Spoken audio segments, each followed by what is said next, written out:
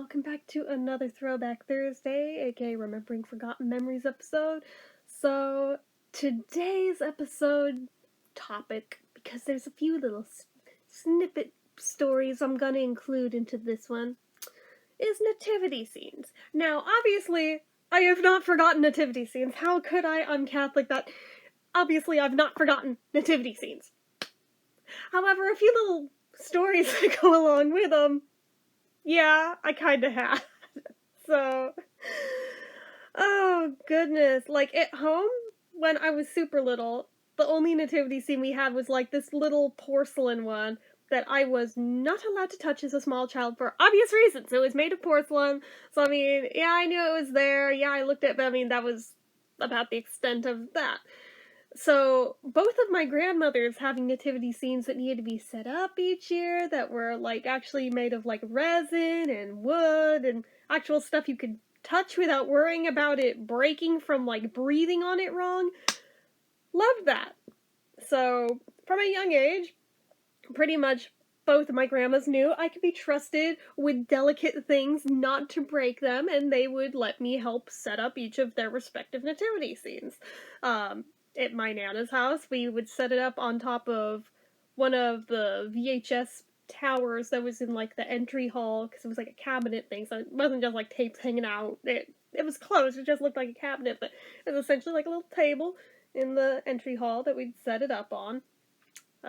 Years later, we moved it to the other taller one to get it away from the younger kids that were not so delicate with breakable things, but hers was like, it had like a lot of peat moss in there instead of straw, and was very soft and delicate and very tactile, and I loved to touch it, and just the design of this one was just, I don't know, something about it looked so rustic and old-timey that I just loved it about it, even from like a really young age. I loved setting up all of the little figurines there, because I mean, again, I also went to 8 years of a Catholic school, although as a small kid I hadn't gone to all of them yet, but depending on the year, you know, I knew exactly where everything is supposed to go, but I would set it up and, like, agonizingly specifically, would set it up for her, looked forward to it every single year. Sorry, siblings and cousins, this went to me, just like at Grandma's house.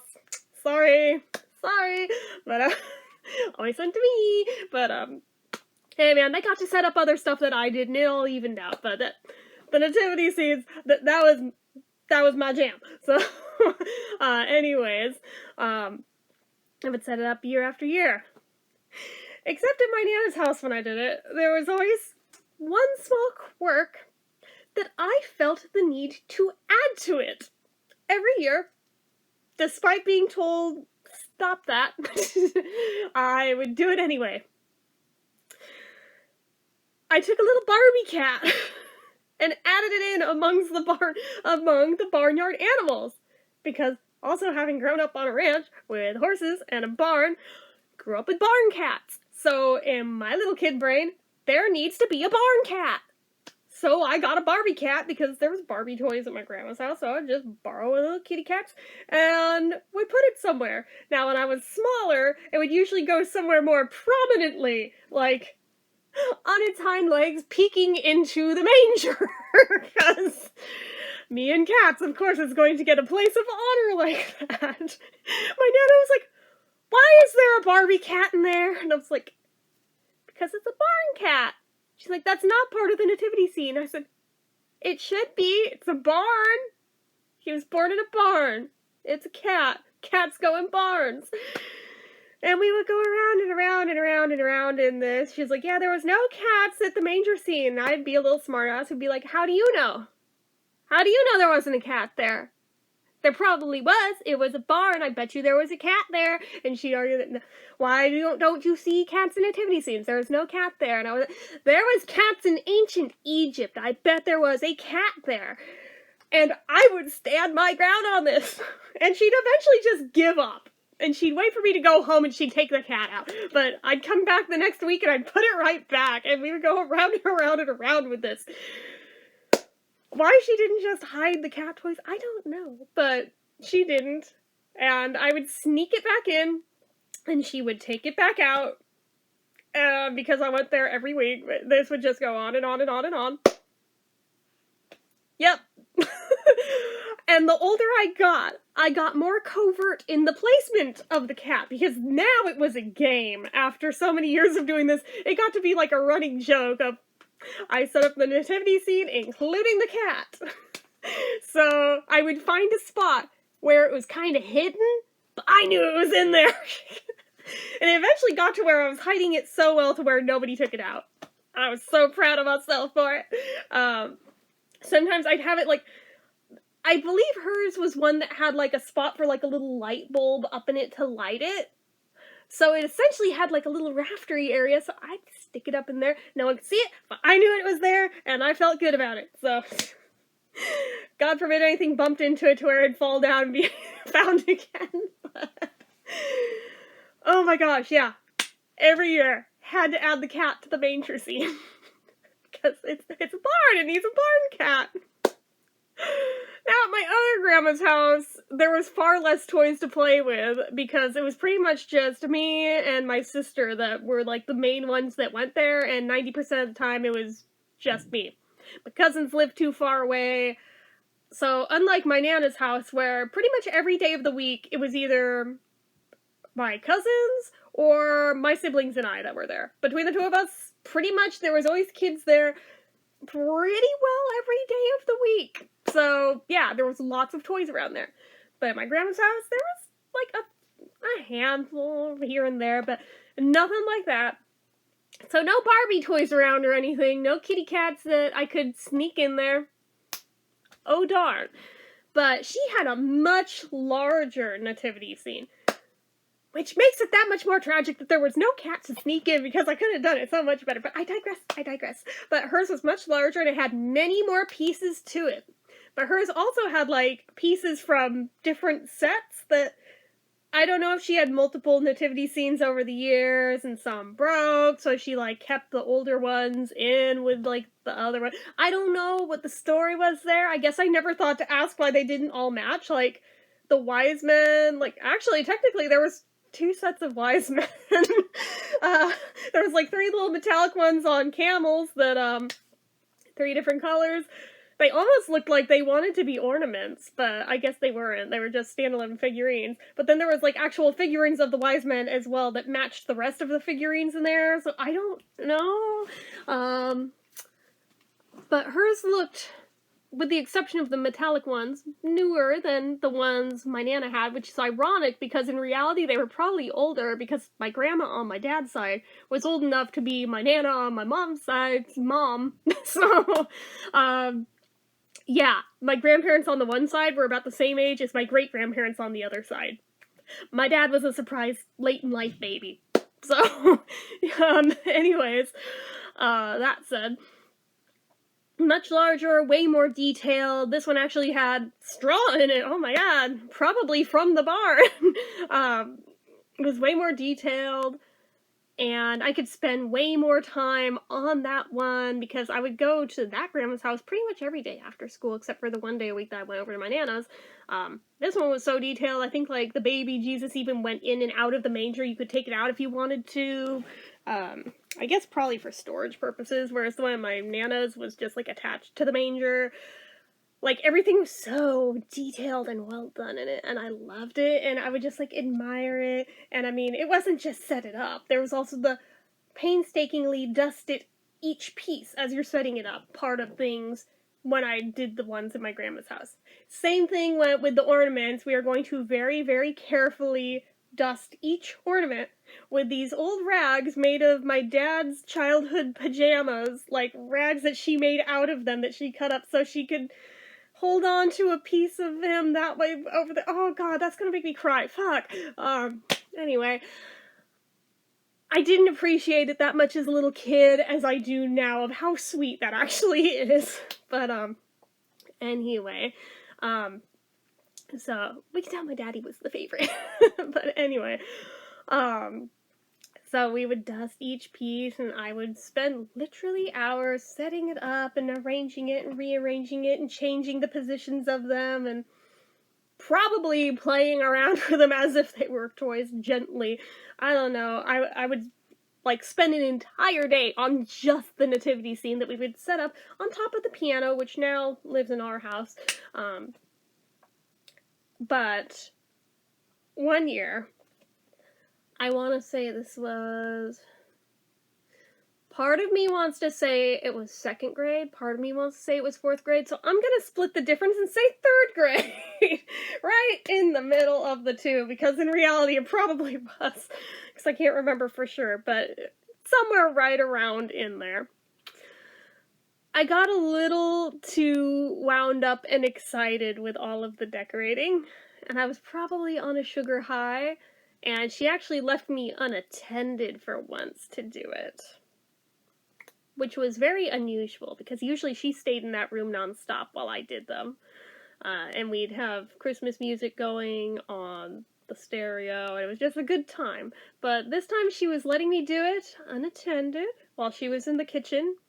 So each piece that I dusted off, I'd like go run into the kitchen with it to show her what a good job I did on each one, because I thrive on people's approval. God, not much has changed. But, yeah, apparently I'm only real if I'm winning people's approval as far as my psyche goes, but that is another issue for another day. But anyway, so I'm showing her each piece, and she's complimenting what a good job I'm doing on each one, and I'm running back in there to go set up each piece as I dust them off. Until the fateful moment where I tripped on my own feet into the kitchen, and the wise man went tumbling out of my hand and smashed on the floor, and his head went flying off. I beheaded one of the wise men. Oh no. I was mortified and sobbing. I was so sorry. And I mean, while she was upset, she didn't like yell at me or anything, because that is not how my grandma rolled. She never raised her voice at me. So I mean, she picked up his head and took the rest of it and was like, okay, let's not run in the house and be a lot more careful with the other pieces. Do you need help? But no, I haven't. I swear I'll be more careful. I'm so sorry. Can it be fixed? Yeah, like a day later, it was crazy glued back on. Like, if you didn't know better, you wouldn't even like see it. It thankfully was like right on the seam of where like the neck met like the collar on his robe. So I meant, if nothing else, it was a clean break. So it was very easily glued back on, and it was fine, but I always felt guilty about it every year after that, because since I knew it was there, all I could zero in on was that glued on crack, even though literally nobody else even noticed it. I'm just like, oh. Yeah, that was pretty sure that day must be going to hell, because I beheaded one of the wise men. That's Catholic guilt for you. Anyway, if I had $1 for everything that I've been positive I'm going to hell for over the years, I'd be rich, but... Oh, this probably doesn't bode well for me, though, all overall. But, anyway. Ah, goodness. It was fine. Everything ended up okay. Clearly, it was glued right back on, but I always felt horrible about it, and... to be fair, I don't know who ended up with that nativity scene. I'm assuming my uncle probably, but I don't know for sure who got it, which is really a shame. Because it would have been really cool to have that one, because it was so big and so awesome, but anyway. Which finally brings me to the last one of these for today. And this wasn't one that we owned. This wasn't even like a little tabletop one. This was a huge life-size manger scene, a big old light-up one, that somebody basically around the corner from where we live used to set up every year in their yard. They lived in this little cul-de-sac, and they had, like, even though the houses were pretty close together, they had enough room at, like, the end of the lane in there, off to one side of their yard, to set this up every year, and it would be lit up so cool. But even, like, in the daytime, it just looked awesome. And I forget how my grandpa ran across it. And like I said, it was in a cul-de-sac, so What was he even doing over there? I don't know. Maybe he pulled down the wrong street. I don't know. But he found it. He thought it was like the coolest thing. So after school one day, he's like, want to see something really neat? I was like, yeah! So he drove me over there on the way home from school and showed it to me. I was like, ah, that is so cool! So of course then after that, all I wanted to do every single day when I was driven home from school at that part of the year was, let's drive over there and see it again! And because it was not a one-year thing, they did this every year for years and years. It would get around Christmas time, be like, let's go drive over to that one house and see if they have it set up yet. And as soon as it was set up, then it was like every day they go, let's go see it again, let's go see it again. So inevitably when the lights burned out in it, and they started trying to light it up like externally instead with little mini spotlights, it was a lot less exciting, but still went out of our way to see it. And eventually they moved away, but I mean, there was like a good 15 years in there that it was like an annual thing that we always went out of our way to go see the giant nativity scene that was in their yard. But I mean, it was just really cool. I've never seen one that was that big before outside of that. I think like maybe at a church, but just in somebody's yard, no. Like wood cutouts, sure. But these were like statuettes that lit up. They were awesome. They were so cool, and I freaking loved them. We have like a couple smallish pieces that are like, I don't know, maybe like 2.5 feet high that are out in our yard. They kind of remind me of it, but they're way less detailed and they're not as big, but they're still cool. But gosh, I like sure miss like the people that used to live there that like did it all up, and they like decorated the outside of their house fantastically as well, but like the focal point was that nativity scene every year, and it was so cool. Yeah, that wasn't really so much of a story, it's just that I really wanted to share that because I was thinking about it the other day, and man, I missed that. I don't think I ever got a picture of it either, because it was like in the days before digital cameras. But anyways, that is about it for this one, I think, guys. So, I've been babbling for a while. I'm sure you want me to shut up. So, anyways, that is it. So, as usual, if you like this video, go ahead and give it a like. If you're not already and you'd like to be, click subscribe, hit that notification bell icon so you never miss an upload, leave comments down below, make sure you're following my social media accounts, my Facebook fan page, my Twitter, my Instagram, my Etsy, everything and more, it's all down below, and if you like what I do here on this channel and you'd like to help support it, the donation link, as always, is down in the description. Anyway, guys, till next time, see ya.